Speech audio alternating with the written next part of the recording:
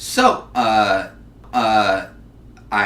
back. If you haven't noticed, I took a bit of a break. I was getting basically a new setup going. So now I've got that. What I've got is a new mic and a new webcam. So hopefully the audio and video quality is going to be quite a bit better. I hope it is. Here soon, I plan on utilizing some editing and actually having clips brought in, and I'm thinking about I'm going to create an intro and an outro, some things like that. So I've been doing some work in that aspect behind the scenes. But yeah, I took a bit of a break to get this set up. And now, here it is. So yes, hopefully it's a little bit better. Hopefully you can hear me better. Hopefully the video quality is better as well. And as I said, there will be more additions to this little YouTube video thing that I'm doing in the future. So look forward to that. There's definitely been a lot that has gone on since the last time I did a YouTube video, and this isn't going to be a recap of all of that. That would take a long time and be a little bit more than I'm prepared for. So what I'm going to do is I want to do a quick breakdown of the current Trump-Russia situation. I'm sure some people are tired of hearing about it. I myself am tired of hearing about it. But it is important to stay up to date on it, because it is such a key issue right now, sort of in the political discourse, in terms of mainstream media coverage, and in terms of the news cycle. It's something that is constantly injected into the news cycle, and I think it's important to look at what's going on honestly, and to sort of counter, obviously, some of the statements that are made, some of the claims that are thrown out there, and it is important to sort of keep up on what's going on, so you can A, be able to counter it, and B, hopefully look honestly at what's going on as well. Something that I think people are having a hard time doing. I think there is a severe lack of intellectual honesty, of intellectual and moral consistency right now, more so than maybe even usually in politics, and I definitely think that is a problem. And the Trump-Russia issue really highlights that, I think, in a key way, because you've got people just in general that are willing to sort of defend Trump no matter what, and I for one am somebody who does support the president. I support many of the things that he does. I understand. I don't think he's a perfect person in any way. I know he definitely has some character flaws, some moral delinquencies, some deficiencies in some areas where you would like to see somebody be better. I mean, especially when you're talking about somebody who's the president of the United States. And we've gotten to this situation where there are people who are convinced that Trump is basically evil, basically Hitler, this horrible, evil, fascist dictator, and would-be fascist dictator. And then you've also got the people who, in many ways, blindly, you could say, support Trump, and are willing, in some cases, to sort of put aside their own principles in some way, in order to defend Trump, because they see that as a moral imperative in a certain way. And it creates a super polarized political environment where you've got people on both sides that are absolutely dug in and aren't really willing to make compromises, to have an actual conversation with people on opposing sides. There's not really a lot of room to sort of come together and have an agreement on anything when one side's labeling the other as evil, horrible, racist, and bigoted, and the other side isn't willing to take an honest look at sort of what's going on in terms of the Trump administration. And I think there are some cases where people who would normally disagree with something are actually defending that position because it's coming from Trump. And I do think that's a problem. I really do. So that brings me now to the Trump, the Trump Jr., the Donald Trump Jr. Meeting with the Russian lawyer, Mrs. Veselnitskaya, I believe her name is. Now, when this first became an issue, Donald Trump was saying that the only thing that they talked about was, Russian adoption, right? So basically this meeting happened between Donald Jr. and this Russian lawyer. It was a meeting that sort of flew under the radar in a manner of speaking, and then sort of became this big deal because it was discovered down the road, and it turns out that it was a Russian lawyer potentially connected to the government that he met with. Now, the meeting itself probably shouldn't have taken place. It was a bad idea to take that meeting. The reason it was a bad idea to take that meeting is because in the email exchange that was released by Donald Trump Jr. himself,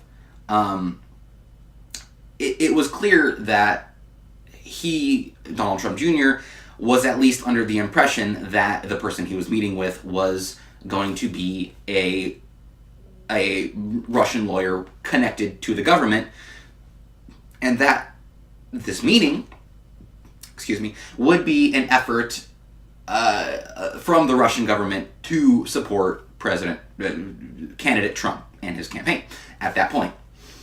So Donald Jr., when he took this meeting, knew full well that it was going to be meeting with somebody connected to the Russian government, and that it was part of Russia's efforts to support candidate Trump. He knew this going into the meeting. Whether or not that was actually true, and we'll get to that, that's kind of beside the point.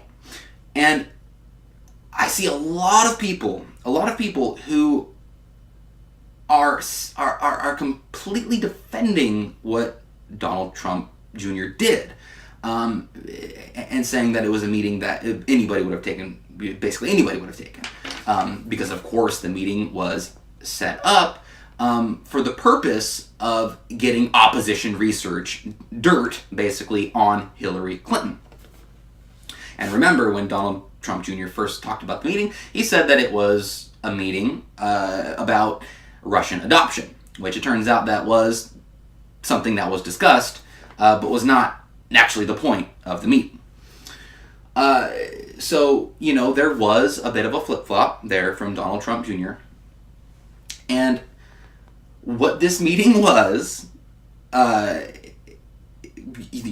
there's no... You can parse words all you want. There's really no getting around the fact that this meeting, it was an attempt at colluding with the Russian government. That's what it was. It wasn't actually collusion. It was an attempt to collude. I mean, it's hard to frame that any other way. That is what it was. Now, what the left is doing, obviously, is they're taking the situation and they're saying that, look, this is the beginning. This is when they started colluding with the Russians, because this meeting took place in June, and you remember that the FBI investigation into Russian meddling into the election started in July. So it was shortly after this that the meeting took place. Well, so you've got sort of inconsistency from some people on the right who are saying that this was a totally appropriate meeting to take place. And where they're right is that opposition research is something that goes on, that's commonplace in politics. You also have to remember that the Trump family, Donald Trump Jr., are novices when it comes to politics, to being in politics, and sort of being part of the political structure and playing that game, so to speak. So there's that aspect to it as well. But the bottom line, in my book, and I think if people look honestly at the situation, they should be able to come to this conclusion, that meeting shouldn't have taken place. You shouldn't take a meeting under that circumstance, where you know that you are going to be meeting with somebody from the Russian government in part of an effort for them to actually support your father's campaign for president of the United States. That's not a smart idea. That is not a smart idea at all, and it just looks bad, okay? It looks bad. Now, there's sort of a trend here, because I think there's all these situations, all these different instances that you can point to that maybe seem a little bit off, or maybe seem a little bit shady, or just don't look good, politically, or decisions that just were not smart that were made. And in some cases, you see things that are completely normal that were done, that were part of this campaign, that were projected as being nefarious and evil.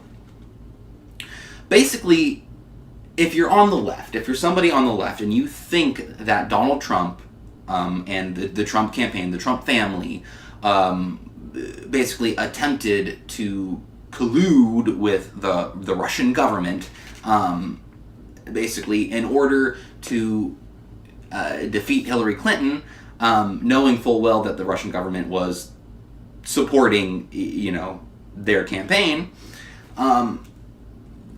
these type of situations don't look good, especially the Donald Trump Jr. meeting. Now, do I think that it was, an attempt to work with the Russian government, to basically,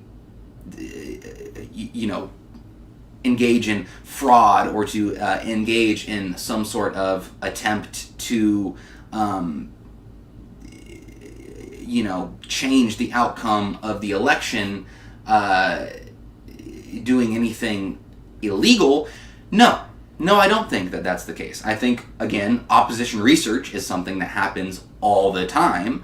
In fact, Hillary Clinton's campaign went to the Ukrainian government and actually paid for opposition research on President Trump. What you had here is a meeting that was set up that should have never been set up in the first place. It was a meeting where they were looking for opposition research. It turned out that the person didn't actually have any dirt on Hillary Clinton. Then that person wound up talking about Russian adoption, the Magnitsky Act, basically. And the meeting itself lasted about 20 minutes or so, and then the lady left, and that was the end of the story. Nothing actually came out of it. So that leaves unanswered questions, such as, would Donald Trump Jr. have been willing to give something for that information? And of course, if that's the case, that actually does change the dynamic of it to some degree, for sure. So we just don't know. We don't know if there was going to be some sort of a quid pro quo there. It's actually kind of ridiculous to assume that there wouldn't have been some sort of payment or something for that information. But what of course the mainstream media and the left is trying to do with this situation is they're trying to say that this was collusion with the Russian government and their effort to interfere into our election. Now, that's obviously, again, what I said, that isn't the case. I don't think. This was simply somebody trying to get opposition research, somebody who has never been involved in a political campaign before. They probably just didn't really know, how bad that would actually look doing something like that. But of course, the left has just run with it, and they just say that this is the beginning of the collusion between the Russian government. This shows that they were willing to collude, and this shows, that there may have been, more collusion in the future. And there's been a lot of things that have happened where if you're someone on the left, you can look at all these things and you can think that there's got to be something there. Because especially when it's, the mainstream media and all around social media, Hollywood, all of them are saying that, Trump is this Russian agent, and all of this information keeps coming out, most of which is meaningless. Most of the stuff that they've said is evidence of collusion with the Russians is just ridiculous. It's absurd. There's nothing to it. And I think this is actually another case of that. But from the liberal side, from the left, I can see how, if you're looking at this, looking at all this stuff, how you can see that there could be something nefarious going on here. And of course the media is going to run with this. The Democrats are going to run with this because it's just what they do at this point. And then there's Trump himself. Trump himself, in some cases, has been his own worst enemy in this whole situation, because he has actually put himself in situations that seem kind of shady in some ways. So I just want to kind of go through, a little bit of this. Of course, you've got the investigation into Russia, and you've got Mueller, the special prosecutor, or the special counsel, rather, who, is now basically leading the investigation, into Russia and the Russian meddling. There has been rumors now going around for a little while that Trump might actually be thinking about firing Mueller. Now, there's actually some debate as to whether or not he could actually directly fire Mueller himself. It seems like it might have to be the acting attorney general, who in this case would be Rod Rosenstein, who would have to do that. There's that aspect to it. But anyways, there's the debate going on around whether or not Trump is going to actually fire Mueller. And when you look at Mueller, there is actually good reason to want to move in that direction.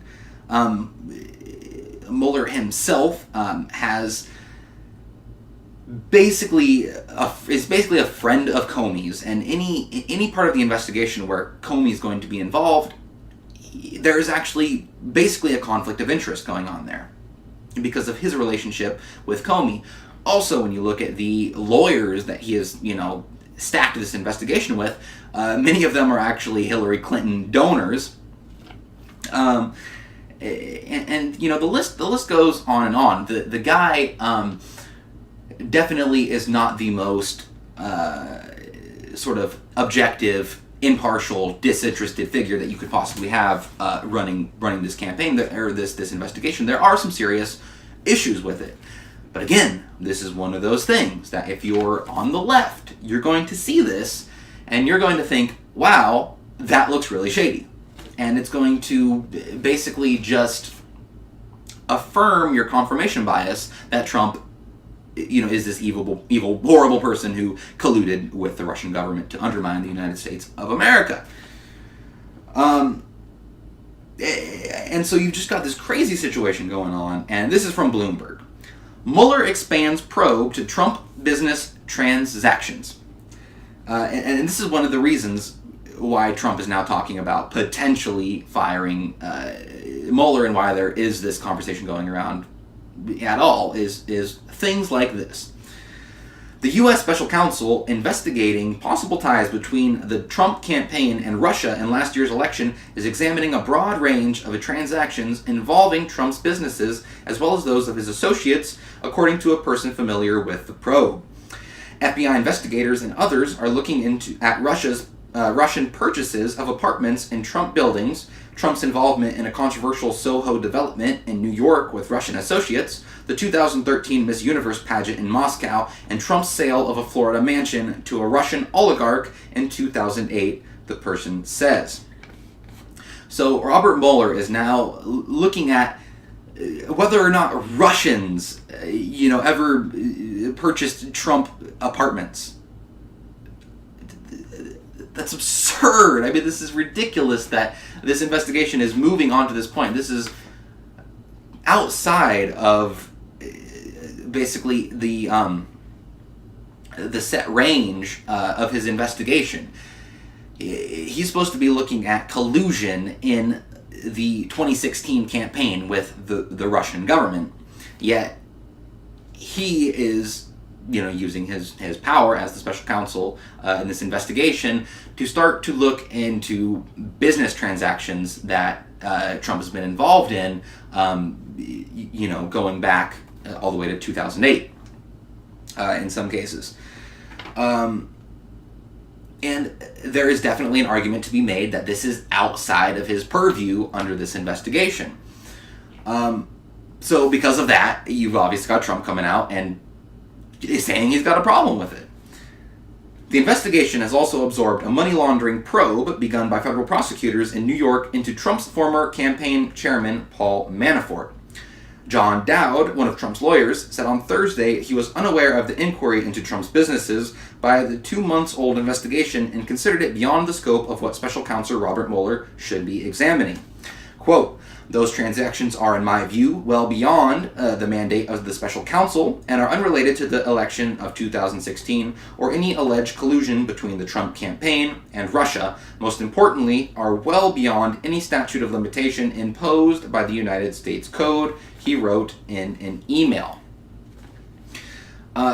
So this is going along the same lane of just anything that could potentially be related to Russians in regard of Trump or any one of his campaign surrogates or anyone involved in his campaign whatsoever, or even his family members, are all being looked at under this ridiculous microscope.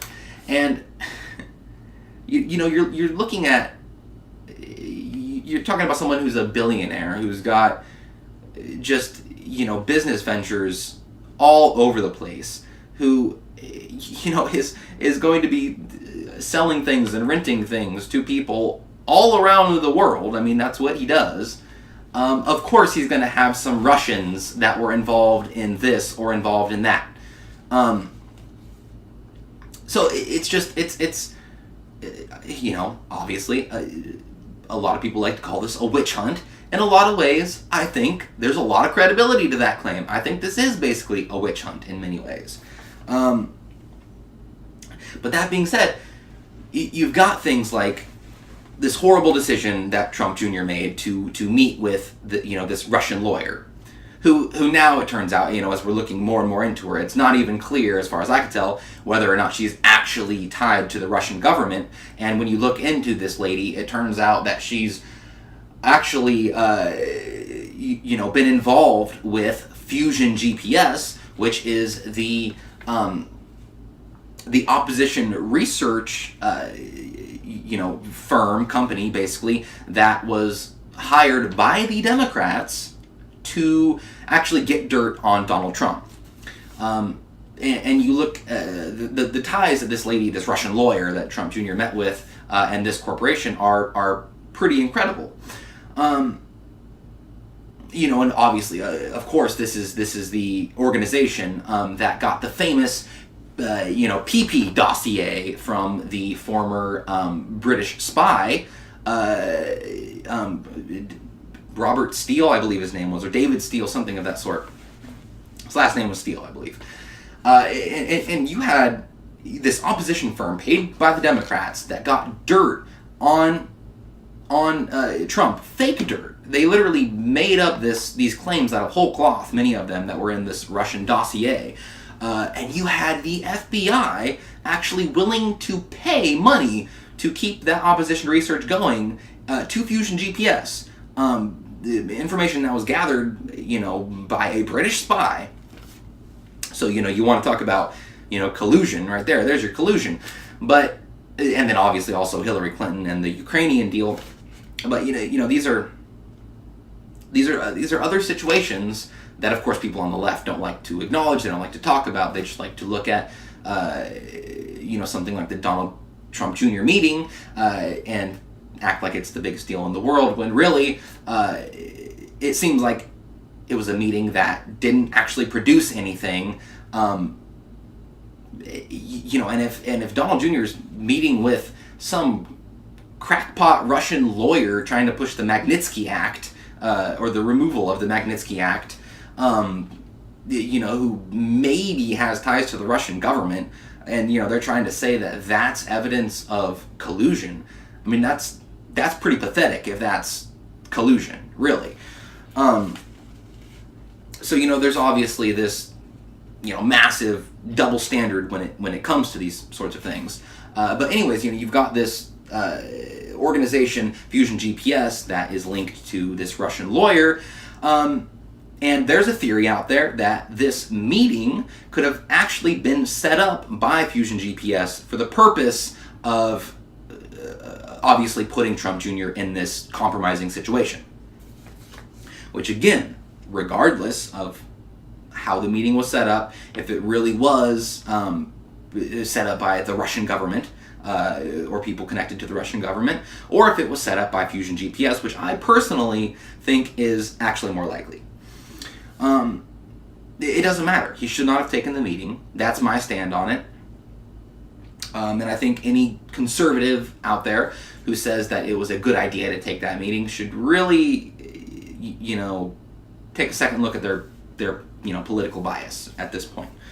But of course, another thing to mention is that meeting in and of itself was not illegal, not in any way, shape, or form. It was not illegal. So even liberal lawyers are admitting that. So there was nothing illegal about it. It was wrong. You shouldn't have done it, but it wasn't illegal. And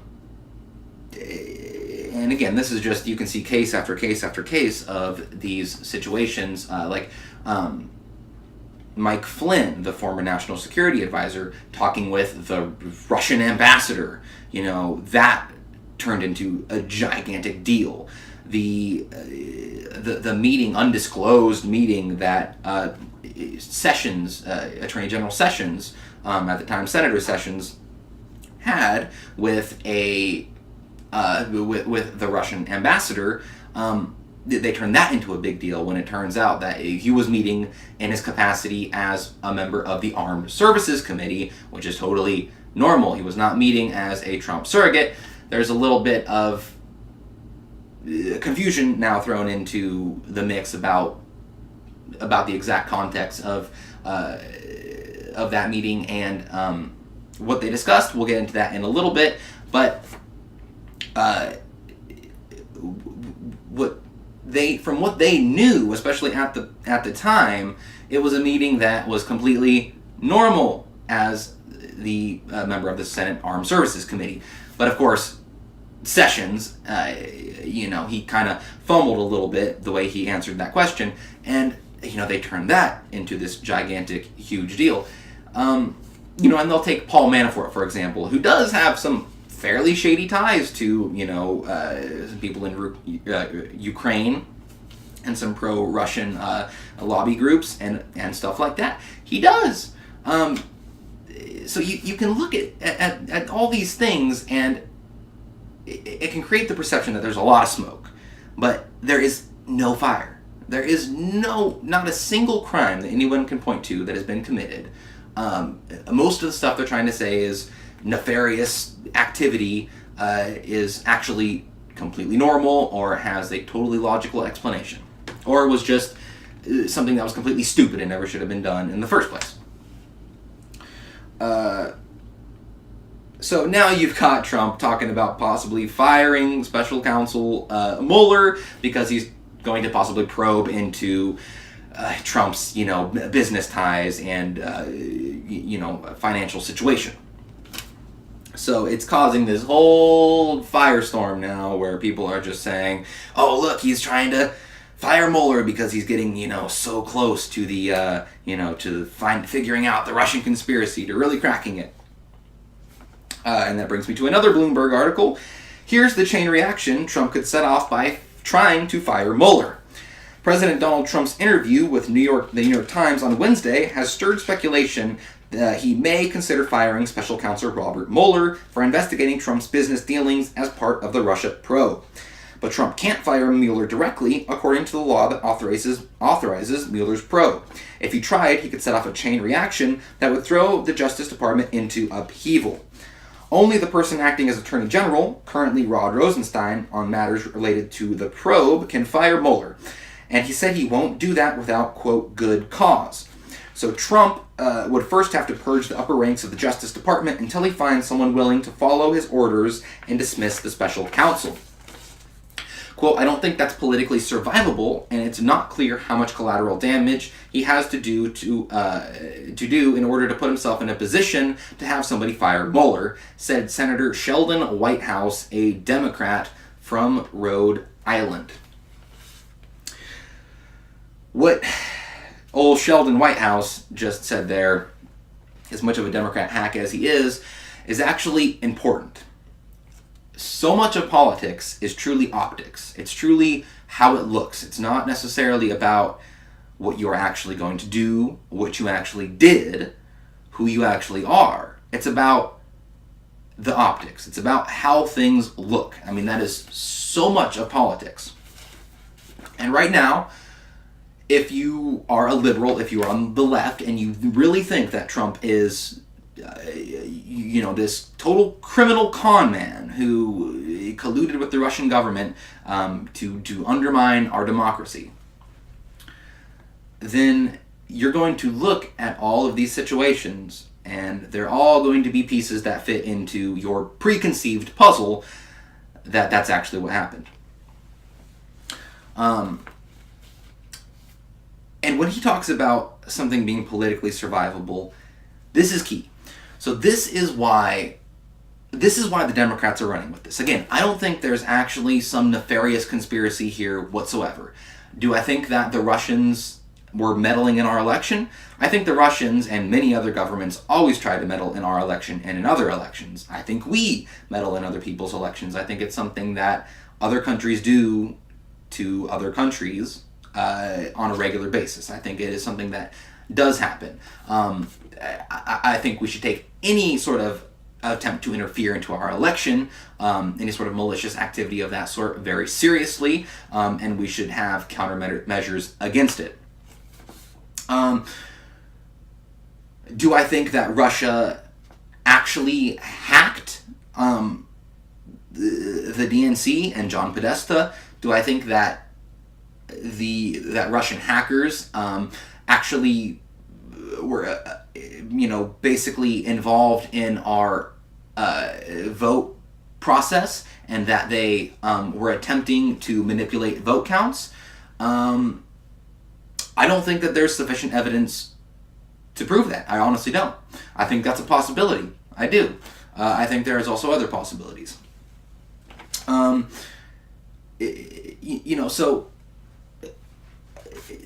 there's just so much assumption that goes into saying that the Trump administration, the Trump campaign colluded with Russia. I mean, you have to make some giant leaps in logic to be able to come to that conclusion. Because right now, with everything we've seen, with everything that's been put out there is no proof that anything of the sort happened. You can look at, instances that optically, politically look very bad. You can look at situations where, a bad decision was made. You can even look at some of Trump's campaign members, and you can say, look, some of these people do actually have some kind of shady ties to Russia. But again, it's a gigantic logical leap to go from all of that when there's not, a single crime that has been put forward. No one has been committed of, no one has actually been convicted of any sort of a crime. No one has been actually even accused, with any real evidence of any sort of an actual crime. So that's where we're at this point. The media, the Democrats, the reason that they keep pushing this, even though I think even they know that there's probably nothing real here. There's no real smoking gun, to prove that the Trump campaign colluded with Russia. There just isn't, and there probably isn't going to be. Because again, I don't think that actually happened. So the reason they're pushing this, though, is because impeachment, and this is key, this is something that people need to know, impeachment is not a legal process. Impeachment is a political process. You don't have to break any law to be impeached. What it matters is it something that's politically palpable? Is it something that you could actually get away with, in a sense? Is it something that is something that you could actually get the votes needed in order to follow through on? Because the way impeachment works is the House votes to basically start impeachment, then it goes to the Senate. It's presided over by the Chief Justice of the Supreme Court, and the Senate basically ratifies the impeachment process. And it takes obviously a majority in both the House and the Senate to be able to do that. The Democrats obviously don't have the House or the Senate, so that's something that is almost impossible for them. What they're hoping to do is they're hoping to ride this Russian narrative and basically to undermine Trump as much as possible with the hopes of winning back a majority of the House in 2018. They're also trying to be obstructionists as much as possible to stop, the Republicans from being able to get anything done, and obviously the Republicans too just suck. I mean, they are also obstructionists at this point. So you got this just crazy situation going on there. But basically, what they're trying to do is they're trying to make Trump look as bad as humanly possible, so they can win back the House in 2018 and hopefully start the impeachment process. And they're doing this to just sort of to reach out to their base and to sort of energize their base. They're not actually focused on doing anything to actually help the country out right now. They're focused on maintaining power, and they think the best way to maintain that power is to push forward with the Russian collusion narrative. So that's what's going on there. They don't need there to actually be anything there. They just need it to look like there's something there.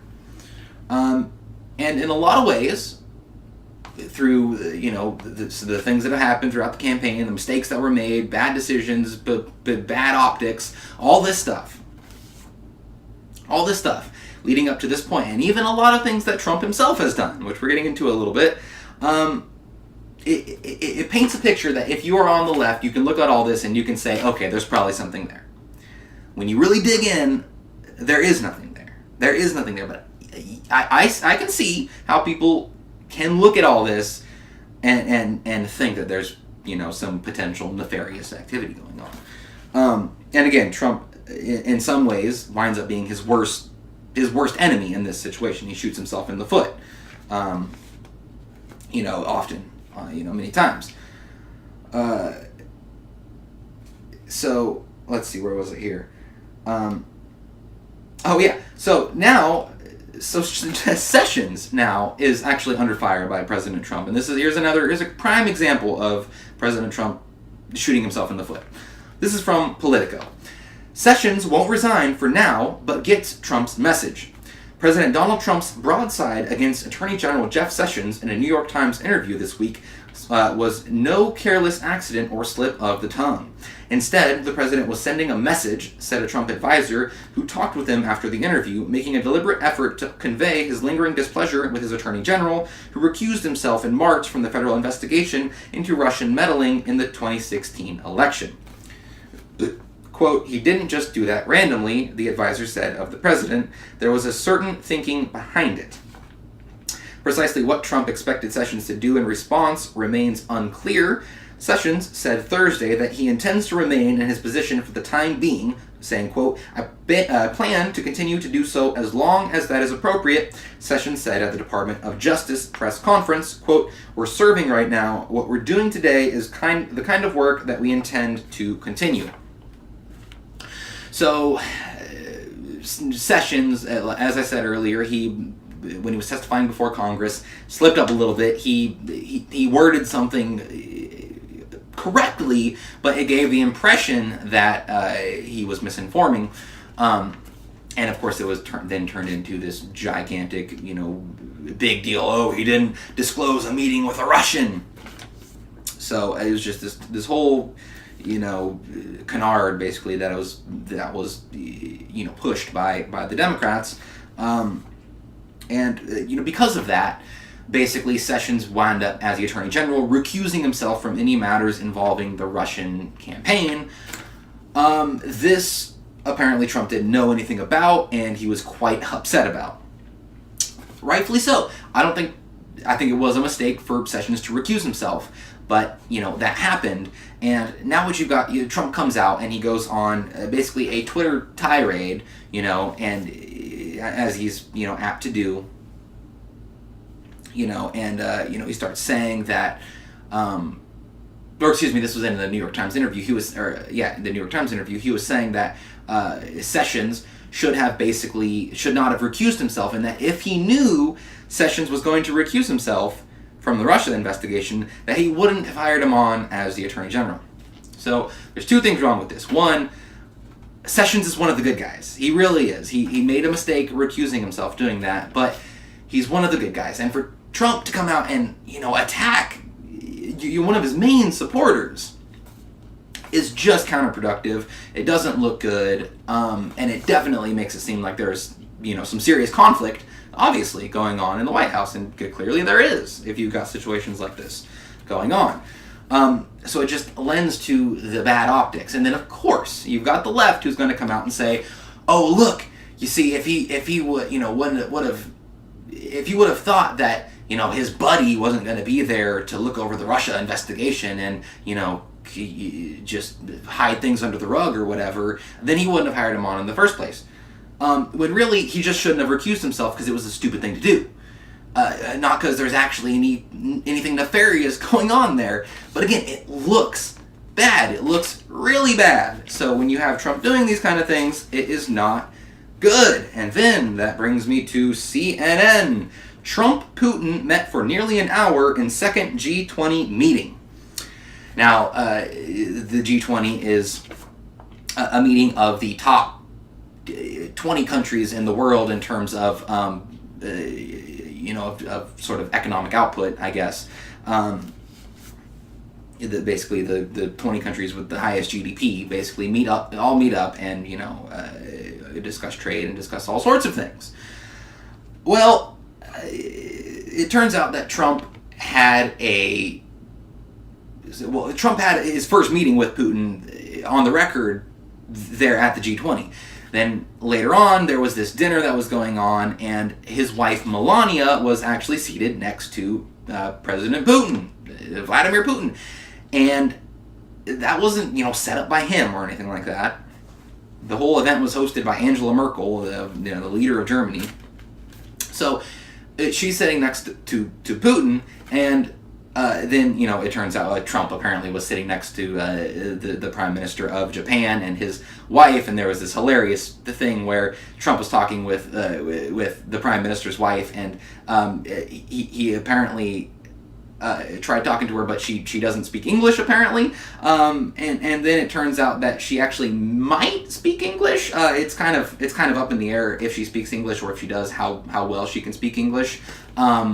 But there's a possibility that she actually can speak English, at least to some degree, and there's the theory out there that she was actually pretending not to speak English so she could avoid talking to Trump, which, I mean, that's kind of funny. I don't know that that's true. It's probably not true, but of course the liberal media ran with that and said that was absolutely the case. The latest embarrassing case of Trump on the world stage. You can already see it. Basically, before it happens, you just know these kind of hit pieces are going to come out to the mainstream media. I'm sure everyone is accustomed to that at this point. Basically, Trump then met with Putin. He came up to his wife Melania, and he met with Putin there, and apparently they talked for quite some time. And this was a meeting that was basically off the record. There was no United States officials present during the meeting, and the only translator that was there was the Russian translator. So, again, optics, not good. Bad optics. President Donald Trump and his Russian counterpart, Vladimir Putin, spoke for a second time on July 7th in a previously undisclosed discussion the White House confirmed on Tuesday. A senior White House official told CNN the discussion was, quote, nearly an hour. The White House, in a statement acknowledging the meeting, contended it was brief and said Trump spoke with Putin through Russia's translator. The U.S. translator at the dinner, each country was only allowed one, spoke Japanese, the White House said. So, this is something, again, that the president totally has the right to do. He can meet with whoever the heck he wants for however the heck he wants. He's the president of the United States. He has the right to do these things. But, and again, I don't think there's any nefarious connection between him and Vladimir Putin, between him and the Russians. I really don't. I don't think there's anything there. Anything of any sort of substance, at least. I mean, we'll see, right? But again, I don't think there is. There's no evidence to actually support that at this point. But again, it just looks bad. And if you're somebody who has the preconceived notion that Trump is evil and is colluding with the Russians, this is something that confirms that suspicion for you. So again, this is just optics-wise, this is something that looks just very bad. And then that brings me to ABC. Trump in Twitter tirade blasts leak on Sessions and notes presidential power to pardon. President Trump, in a long tweet storm on Saturday morning, slammed what he called a new intelligence leak against Attorney General Jeff Sessions, an apparent reference to a report that Sessions discussed campaign-related matters to Russia's ambassador to the U.S. during the presidential race. So, Sessions had actually two meetings with the Russian ambassador. One of those meetings was as a campaign surrogate. The other meeting was as his capacity as a member of the Armed Services Committee. Because remember, Sessions was a senator still when he was part of the campaign. What this leak is I'm not sure who the leak came from, an anonymous source, I'm sure, but it basically is saying that the Russian ambassador is sort of contradicting Sessions a little bit, saying that they actually did discuss campaign-related things during one of the meetings. Now, it's not actually clear which one of those meetings he's talking about. Sessions himself said that they basically didn't discuss anything campaign-related, in both of those meetings. The first one of which he said was super brief, and he basically didn't even remember it. So now you've got a bit of a contradiction coming out here, and who knows if it's even true. If it is, who knows if it's even a big deal. I mean, discussing the campaign, that could mean literally anything. So obviously people are blowing this way out of proportion without having the sort of facts necessary to come to that sort of conclusion.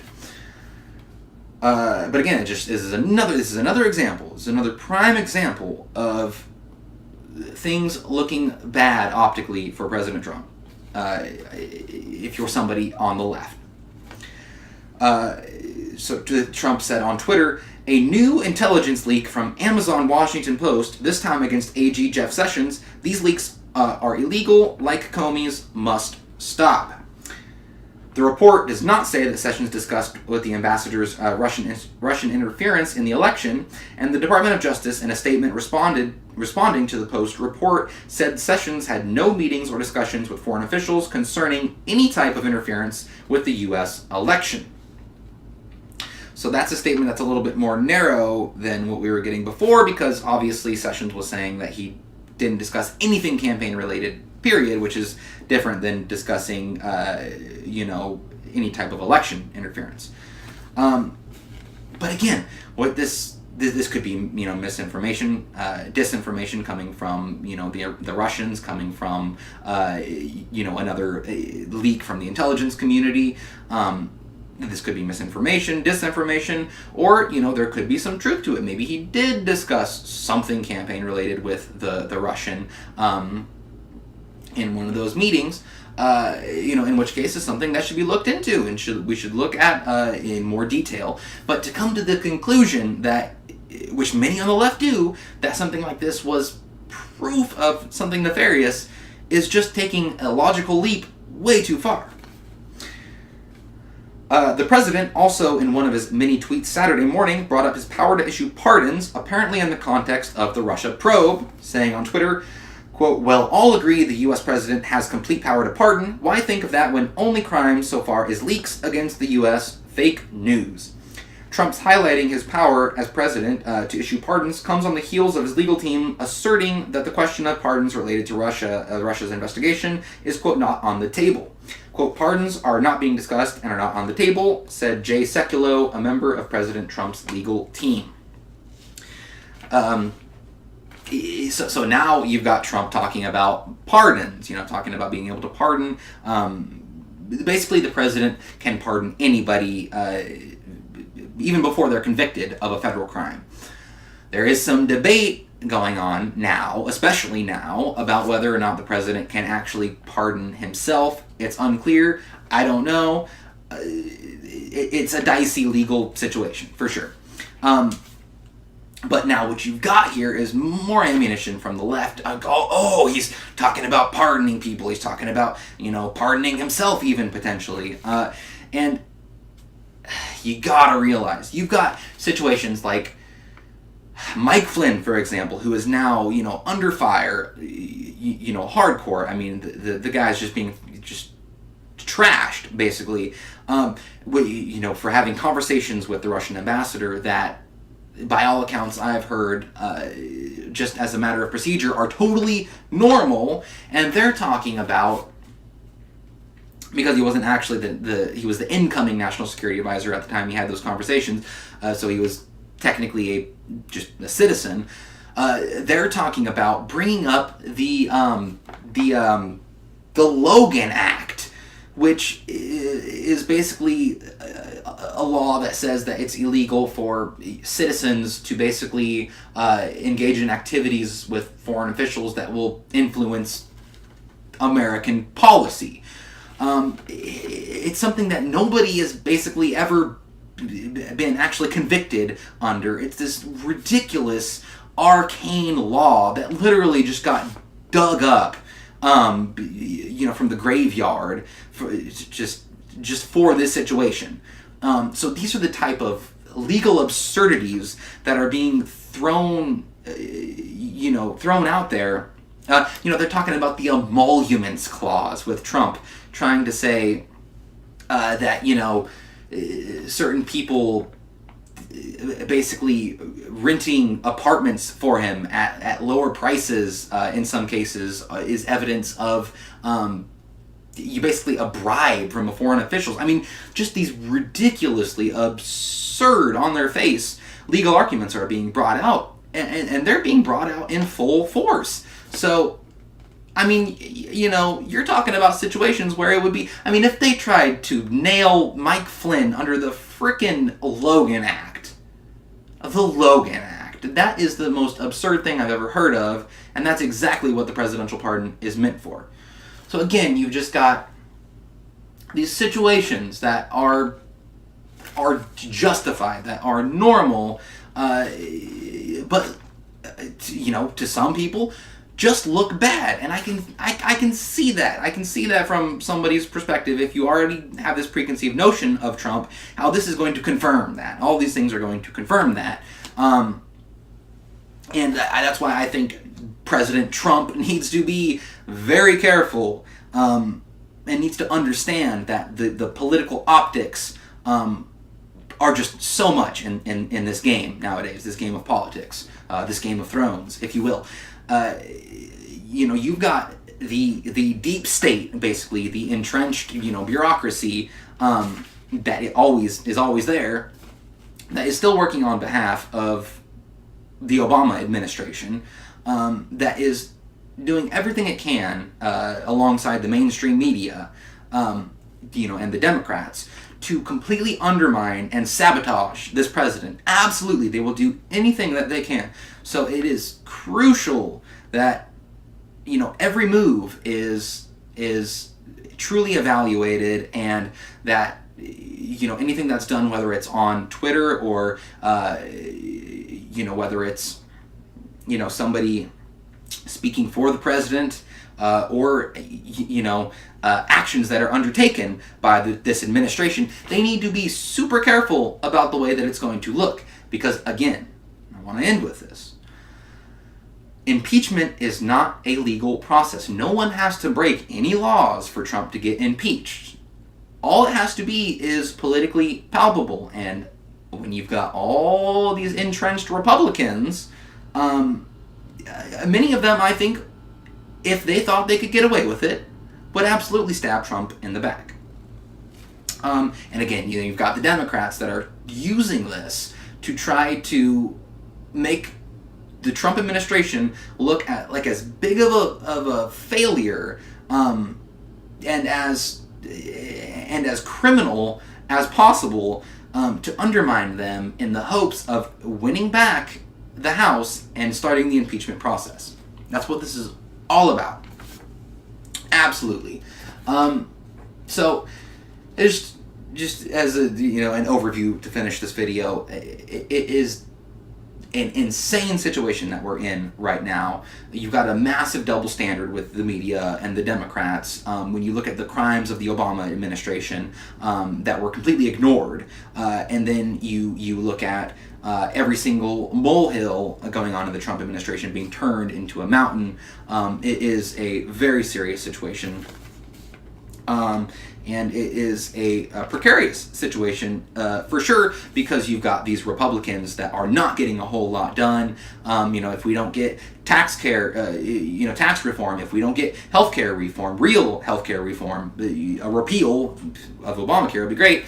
If we don't get things like that, and the optics for Trump continue to sort of validate the Russian collusion conspiracy theory, at least on the surface level, which is all that's needed for many people on the left, it could create a situation where the Democrats might actually be able to win back the House in 2018. And again, I think the Republicans are willing to actually go along with that,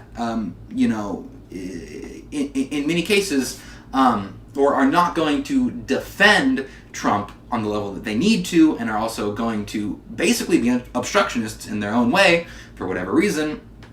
It could cause some serious problems, for this administration, and it already has. So, what I think we need to see from Trump and his administration is we need to see them focus 100% on the policies, on actually getting things done for the American people. This Russian thing has become such a distraction, and many times Trump himself and his administration sort of fall into the trap that is set by the Democrats and by others. And I think it really causes some real problems.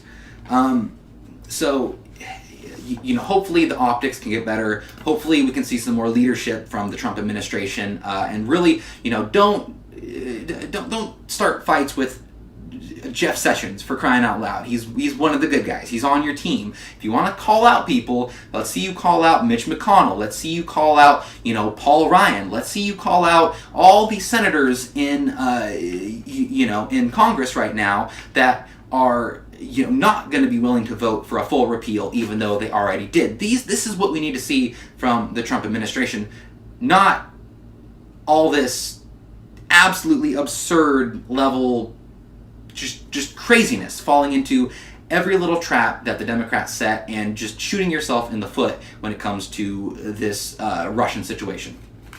So, with that, I hope you enjoyed this video. If you did, please subscribe and leave a comment if you'd like. I will have the audio version of this uploaded on SoundCloud, and if you'd like to follow me on social media, I'll have the links for my Twitter and my Facebook, and I'll have all the links for all that in the description below. So with that, I hope you have a wonderful day, and of course, may the force be with you.